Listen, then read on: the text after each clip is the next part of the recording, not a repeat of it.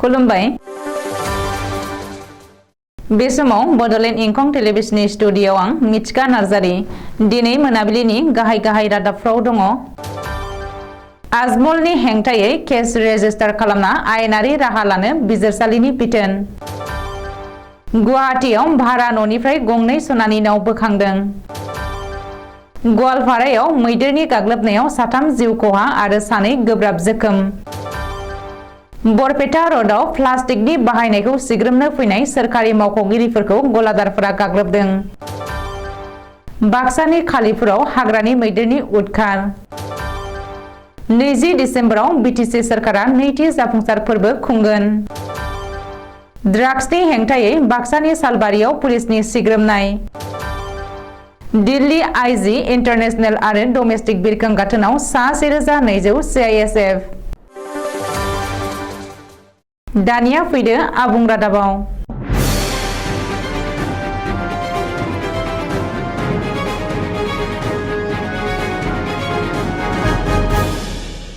खैफोदाव AIUDFनि गाहाय आरो धुबुरीनि MP बदरुद्दिन आजमल। बदरुद्दिन आजमलनि हेंथायै केस रेजिस्टार खालामना आयेनारि राहा लानो आरो नायबिजिरनो पुलिस बिफानखौ बिथोन होदों कामरुप जिल्लानि CJM बिजिरसालिया। बबेखानि बुधबारखालि असम जातीय परिषदनि मोनसे आर'जलाइनि सायाव बिजिरगिरि प्राणजित हाजरिकानि बिजिरसालिया खोनासंथि होनानै आजमलनि हेंथायै केस रेजिस्टार खालामना आयेनारि राहा लानानै गुवाहाटी नोगोरमानि हाथिगाव पुलिस थानानि OC खौ बिथोन होदों होननानै मिथिनो हादों। मख'नो गोनांदि करिमगन्जआव खुंनाय AIUDF दोलोनि मोनसे हाबाफारियाव बाहागो लानानै बदरुद्दिन आजमलआ गिबि मन्त्रि डक्टर हिमन्त बिश्व शर्माखौ 4 एबा 5 मुसलमान सिख्लाखौ जुलि लानानै लाभ जिहाद खालामनो खावलायदोंमोन। बेनि अनगायैबो हिन्दु लाइमोनफ्रा 40 बोसोरनि उनावसो जुलि लायोखायनो खुदिया खांनो हानाय गोहोआ खमायलाङो। बेनिखायनो हिन्दुफोराबो 18 एबा 21 बोसोर बैसोआवनो जुलि खालामनांगौ होननानै आजमलआ बुंदोंमोन।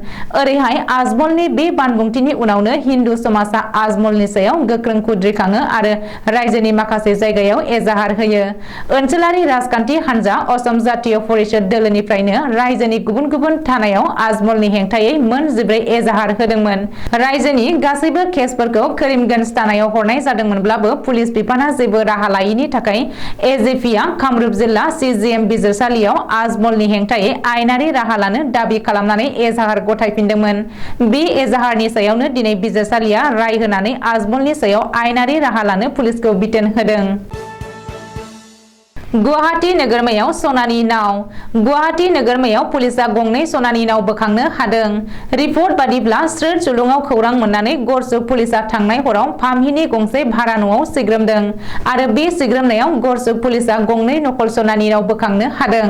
बेजों लोगोसे गंब्रै मबाइल फन आरो रां बोखांनो हादों। बे सिग्रोमनायाव गरसुक पुलिसा सुरां सना फालांगिजों लोब्बा थानाय 4 फालांगिरिखौबो हमनो हादों। बबेखानि हमजानाय नकल सनानि सुरां फालांगिरिफोरखौ फारियै लखिमपुरनि महिदुल इस्लाम, आब्दुल मालिक, गरायमारिनि बाबुल हुसेन आरो हेदेउल्लाह होननानै सिनायथिनो हादों। पुलिसा सुलुङाव फोरमायथिनाय बायदिब्ला नकल सना फालांगिरिफोरा बे गंनै नकल सनानि नावखौ लखिमपुरनिफ्राय लाबोदोंमोन आरो गुवाहाटी नोगोरमानि गेजेरजों थांनानै बिहाराव लांनो लाहार फाहार खालामदोंमोन। नाथाय बे समावनो 4बो सुरां फालांगिरिया गरसुक पुलिसनि जेयाव नाङो। बबेखानि बेनि सिगां बिसोर नकल सनानि फालांगिखौ बेबायदिनो मावबोदोंमोन होननानैबो पुलिसा फोरमायदों।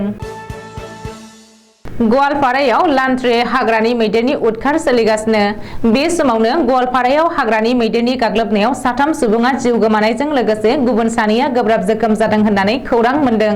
गवालपारानि लखिपुराव जादों बे गिख्रंथाव मैदेरनि गाग्लोबनाय जाथाया। सुलुङाव फोरमायथिनाय बायदिब्ला लखिपुर आन्सलिक हाग्रा बिफाननि सिङाव बे गिख्रंथाव मैदेरनि गाग्लोबनाय जाथाया जादों। दिनै हाग्रानि मैदेरा खबब्रै साखानि गंसे गारिखौ गाग्लोबदों। बे जाथायाव गारियाव थानाय 3 सुबुङा जाथायसालियावनो जिउ गोमानायजों लोगोसे गुबुन 2आ गोब्राब जोखोम जायो।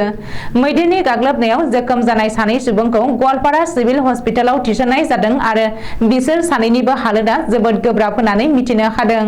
लखिपुराव मैदेरनि गाग्लोबनायाव जिउ गोमानाय 3 सुबुंखौ बिलासीपारानि जयदब आली, दुधनैनि रमनी राभा आरो बिनि फिसाजो जेनेसा राभा होननानै सिनायथिनो हादों आरो जोखोम जानायखौ जिउ गोमानाय रमनी राभानि बिसि मनीषा राभा होननानै सिनायथिदों। रिपर्ट बायदिब्ला खब्रै साखानि गारिजों थांबाय थानाय समावनो हाग्रानि मैदेर फालोआ बिसोरनि सायाव गाग्लोबदों। बबेखानि ई-रिक्साजों थांबाय थानायखौबो हाग्रानि मैदेर फालोआ गाग्लोबदों होननानै मिथिनो हादों।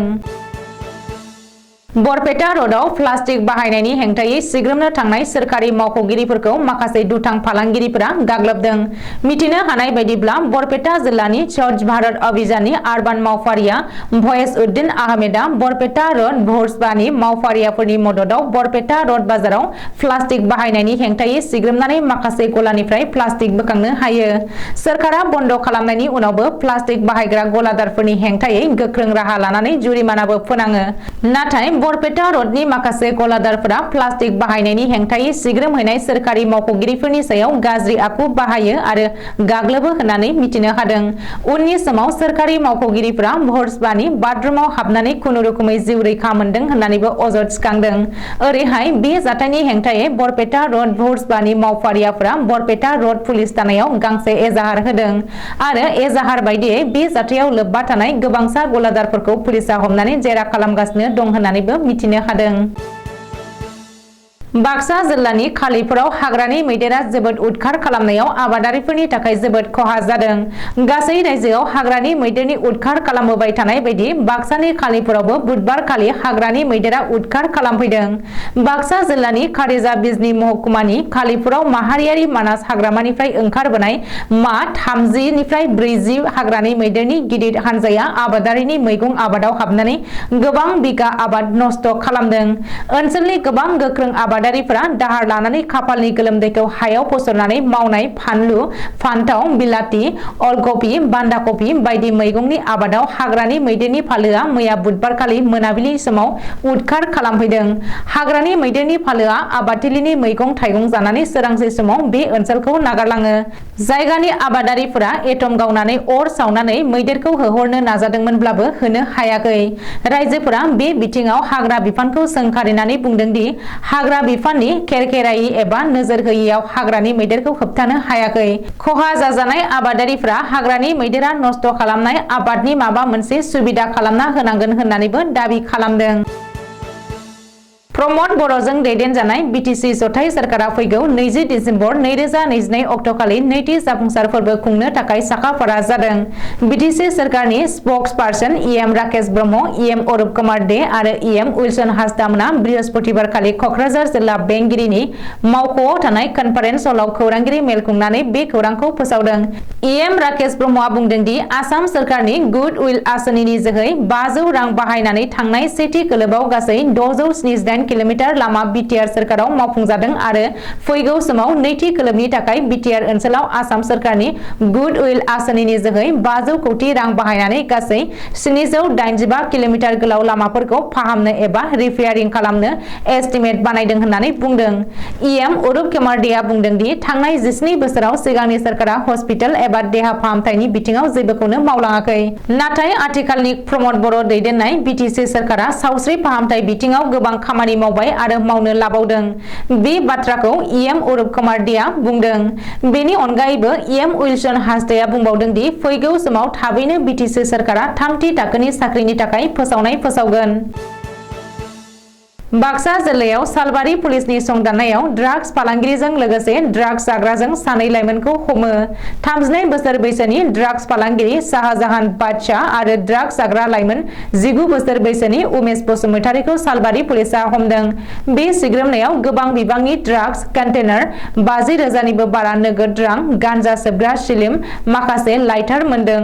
गोबाव समनिफ्रायनो सालबारिनि गेजेराव थानाय गेरेजनि दखानाव ड्राग्सनि फालांगि खालामबोगासिनो दंमोन। सालबारि ओनसोलनि रायजोफोरा हमनानै पुलिसनि आखायाव गथायो दुथां शाहजाहान ड्राग्स फालांगिजों लोगोसे ड्राग्स जाग्रा उमेश बसुमतारीखौ। लोगो लोगो शाहजाहाननि गेरेजनि दखानखौबो ताला मारिनानै बन्द खालामनानै होयो पुलिसा।